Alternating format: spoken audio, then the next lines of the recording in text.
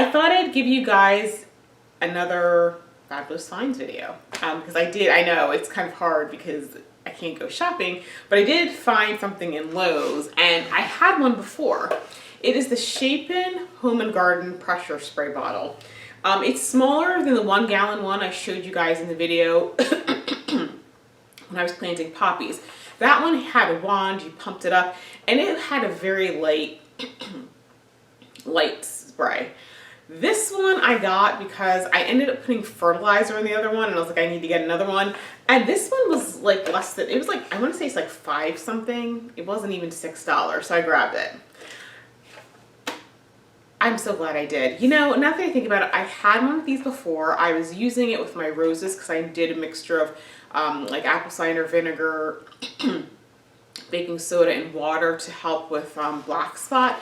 This has it does have higher pressure. It wets the ground and the plants a lot better than the other one. So I'm definitely using this one for starting seeds because, quite frankly, it just made the entire process easier. Don't know why I didn't get this one before. I'm not sure what I was thinking. So it works the same way. It's a little bit, it's a slightly smaller than the last one. It's a lot easier to handle. The other one with carrying it plus the wand, it was actually really awkward, especially when you're trying to reach high things. This one, this is definitely a much better one.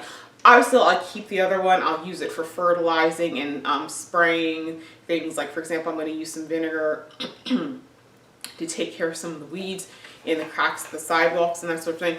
But this is going to be my go-to sprayer for keeping my seedlings wet. So it gives them a really good soak, and because of that, everything that I've planted thus far has I'm finding that it's germinating really quickly. I planted some seeds back, I think it was last Monday. So we're at like 8 days now. Now let me show you how well the plants are. So in here, I planted a couple things. The tags do go in. It's just that it's hard for me to close the top while they're stuck in the ground. So I planted in this one, I planted a lot of black-eyed Susan vine. So this one's called Blushing Susie. And as you can see, it's starting to come up. This one was a little bit later. And then I have Twister Coneflower. That hasn't started coming up yet, but I'm sure it is. And this is the White-Eyed Susie. The Cherry Brandy Rudbeckia are all starting to come up. And then I started planting some Penstemon. So this is Rocky Mountain Blue. And I don't think, oh, actually I see one that's coming up right here. Oh, yeah, there's a couple, they're starting to come up. So that one, these have been a little bit slower to germinate, but I think it's just because of the plant. Then in this container, these are actually starting to come up. I had to replant my larkspur. So this is Earl Grey, and as you can see in this row right here, they're coming up. And actually, they're coming up all through here too. And then I did a Larkspur Lovers Mix, and as you can see right there, and even right there, they're coming up. And then let's see, I did some Salmon Larkspur, and that's a perennial. And I don't see that any of that is starting to come up yet. Actually, I think you know what? I think they're right there. They're starting to come up. And then I did the Showbod Carnation, which is also supposed to be perennial in this area.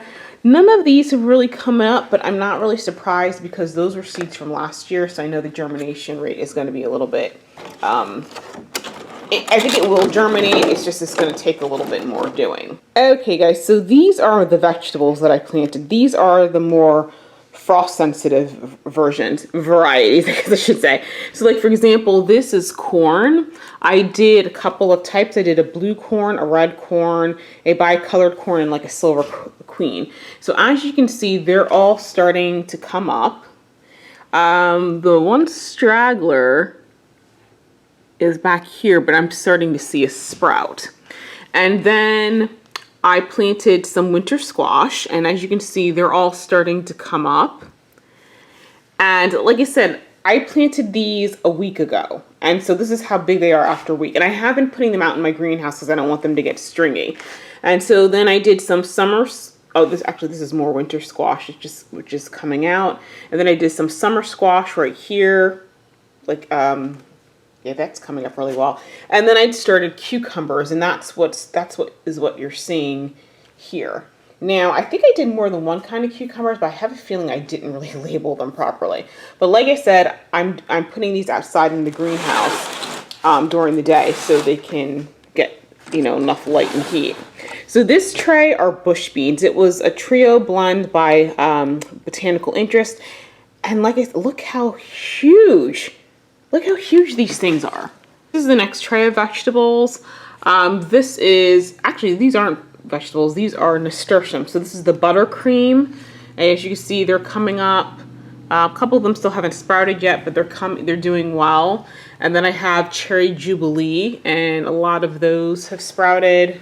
And then I have peach melba, and that's what's in here, and they're all starting to sprout. So I'm getting really good and quick germination rates on these. Okay, last but not least, these are the last tray. So I'm growing what's called asparagus beans. So they're like, I guess they're more like string beans. They are viney, but the bean itself gets between 18 to 30 inches long. So I planted a bunch of those, and then I started planting tomatoes. So I planted a lot actually. I did primarily San Marzano for paste, because that's like I guess a paste tomato that you make salsas from, because I'm going to try my hand at canning this year. And then I planted a lot of cherry tomato. It's a cherry tomato mix from Botanical Interest, but as you can see, those are all coming up. And so in this tray, I do have some nasturtium, because there's like this right here is called berry vanilla, and those are coming up pretty good. I can see like the ground is moving, so I know that's the seeds pushing the dirt up. And then I did the Alaska variegated mix, and then I replanted the orange sherbet carnations, which are right here, and those are coming up nicely. And then I did some Spanish Eyes Black-Eyed Susan vine, and those are starting to come up. And then I did just regular Black-Eyed Susan vine, and that's, as you can see, is starting to come up. And then this tray back here, this is primarily lavender. And I did once the lavender and pink elegance, which there wasn't as many. And then I did some shades of blue larkspur, and those are not coming up right now. I'm going to do another tray of those. Now you've seen all the seeds. And I planted, like I said, I just did these a week ago. And like I said, I firmly believe it was the new Chapin Home Garden sprayer that I think made the difference. I did plant some things earlier with the poppies and that sort of thing, and I did put those outside.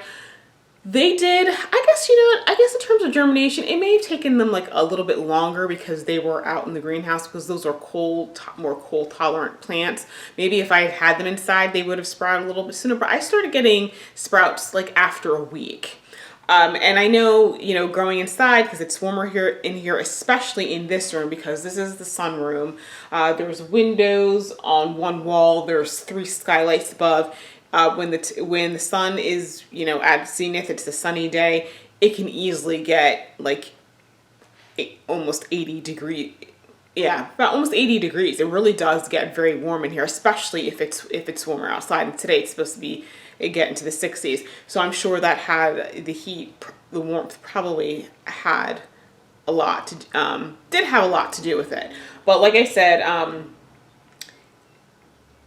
I sprayed it. I was able to get the soil nice and wet, and I think that moisture helped, because like I said, I don't usually see seeds sprouting within 2 days, even if it's in a warmer environment. It usually still took some days. So now that we've done that, I'm going to give you guys an update on something I'm sure you guys probably forgot, because the last time I posted a video on this was back in January, I believe. Okay guys, so do you guys remember these? Yeah, these are the peony seeds that I was starting. So if you remember when I did the video back in January, and I'll post a link somewhere around here, I had to put them in vermiculite and put them in a bag and put them in a warm area for about 3 months. So I put these on top of the refrigerator, because obviously warmer rises, so that's the warmest area. I live in an old house, so sometimes it can get a little drafty, and that was the warmest spot. So that's what I did. And I did check them for moisture. I think I only had to spritz them like once. This is, you know, I haven't opened this bag. It's still moist. Well, with it being on top of the refrigerator, I could see, I would kind of pull it up just to see, you know, was it getting steamy in there? And yes, there was, I could see the condensation, the mist, you know, from having moisture in a plastic bag. So now that I've done that, the next step is to put these in the refrigerator for 3 months. Now, I'm not going to put them in the bottom of my refrigerator because for some reason, everything that I put in the bottom of my refrigerator freezes. So I'll put it in the top, but I have to leave these in there for 3 months. So I won't be taking them out until July 28th because that's 3 months from today, which is April 28th. So I've been squeezing on them. I've only felt one that felt like it was getting softer. The rest of them are still hard. So we'll see what putting them in the fridge does. Worst comes to worst, when I take them out, what I may do is I may take a file and file them, and then put them in pots. I'll put them in little pots, and I'll put them outside. I'll just continue to water them, and you know, maybe hopefully next year I've done enough now that they'll come back. You know, they'll actually sprout for next year, because I've been told it can take a couple of years to get these babies to sprout. So I'm trying to hasten that process. So I'm gonna go pop these in the refrigerator, and we'll check back in July, and I'll tell you guys how those are doing. So that's the update, guys. Thank you for watching, and I'll see you guys in the next video.